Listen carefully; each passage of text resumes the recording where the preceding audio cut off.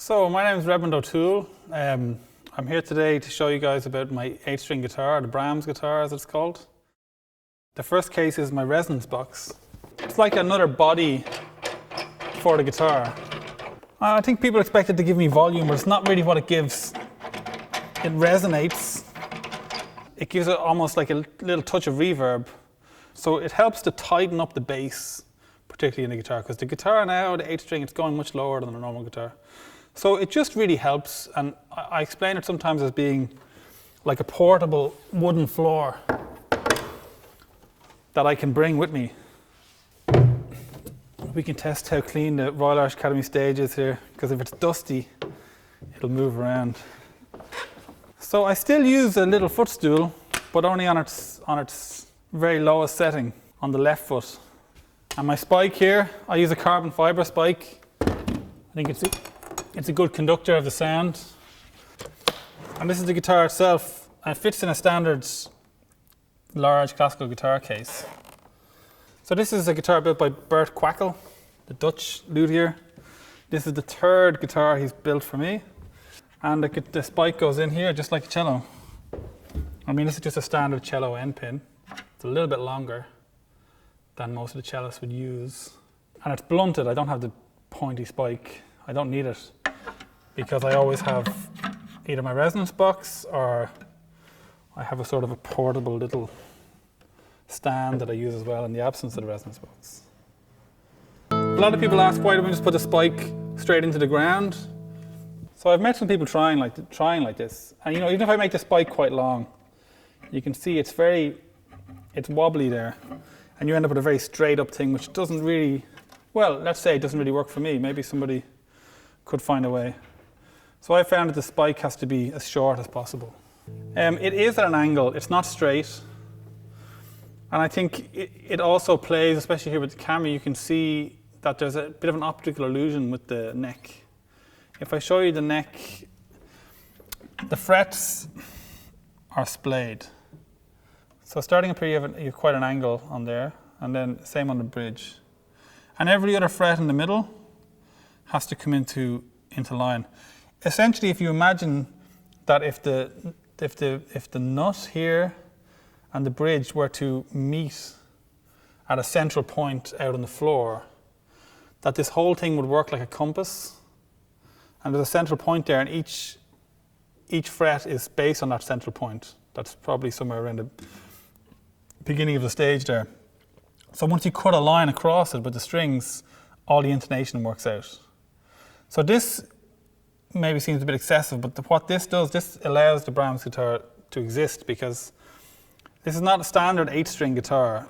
A standard 8-string that you'd find in South America has 6 strings as normal, E, A, D, G, B, E, and then 2 extra bass strings tuned to various different things depending on how you like it. I have E, A, D, G, B, and E, just like a normal guitar. And then below that I have a B. Well, actually I'm tuned to an A right now. Put it in the standard tuning. So I have a B, and on the top, an A. So basically it continues the pattern of fourths in both directions, below and above. The point is that I have, for example, A on the top, and I can still go down my bass to an F, for example, without making this huge stretch. Not impossible, but and I can keep going down, maybe without the buzz, and then so you take like a standard piece, say like the beginning of Rodrigo, and you have this D chord, and then it goes up and start having A on the top. Now normally you have to go up here, and you have pretty, not impossible, but awkward chords up here. But on the 8-string you have it all here. Your B on the top, down to G. It makes the fingering so much straightforward. And you get to the big chord. All here in kind of low positions. Where you get into trouble, I think, with the 8-string is when you're playing guitar music for 6-string, something like Riccardo Stell'Alhambra.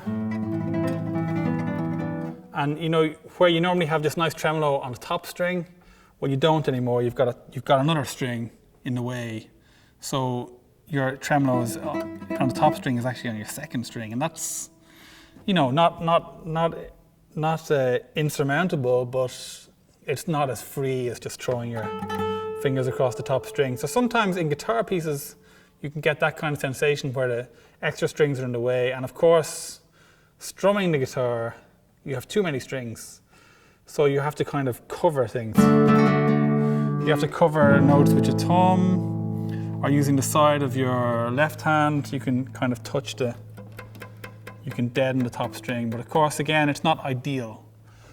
But in the classical guitar repertoire, it's not like flamenco or folk music. You're not strumming that much anyway, so when you're working, you know, for me, I find that transcriptions work great.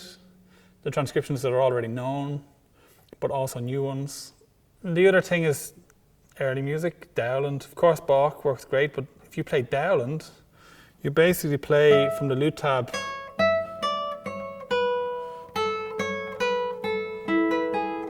and it all works perfectly because your B string is the equivalent of tuning your normal G string to an F sharp. Overall, the position, to be sitting like this, with no arm resting on the guitar. In the sixth string position, this arm is always hanging here. And it's touching the guitar here. When I play, my arm is completely free. It doesn't touch anything here. Does it not tire? It doesn't tire. Of course, in the beginning, it felt absolutely weird. No, it doesn't tire. And if you think about it, you know, cellist, their arm is free. Also, a harp is free like that. It's very like the harp, where you play cross and back. So you have to learn a little bit to lift your arms sort of from your back, from your shoulder blades. The left hand is fantastic because it basically works on the weight of your arm. Almost like how you might play a piano or something. Just the weight is going down. And the same with this, when you have huge bass notes you can do. Because you can use your whole arm to really push in. And the same with your fingers are moving back. So it's a very different sensation to being restricted from there. And I think this is the thing about the 8th string in general. Some people don't get upset about it, but they find it really, it's not the tradition of the guitar. But actually, the guitar has been in so many different variations. It's only really in the modern age and sort of where we try to get everything to be the same, where it came to be just 6 strings and all the same. I mean, there's just plenty of space for multiple guitars. A lot of people are playing alto guitars now, which have between 10 and 13 strings, and playing old music, and it sounds great. So, I mean, you have to push the boundaries a little bit, and especially our instrument's not that rich with repertoire. You have to find repertoire and search things out. You know, you can't just, I think anyway, you can't just go around now and play the same repertoire that Segovia played. You know, that was 100 years ago. So you have to do something different. You have to bring the thing forward. And if that means adding extra strings, well, so be it, that's fine. And for me, I've never ever regretted the decision of making the change. You know, I've often wondered what would happen if I took a young student who never played guitar and started them, at least in the position, maybe not with the 8 strings, maybe 6 string on a spike. I haven't done that, but I wonder what it would be like, maybe they would have an epiphany 10 years later and start playing like a normal guitarist. I don't know, but it would be a nice thing to try.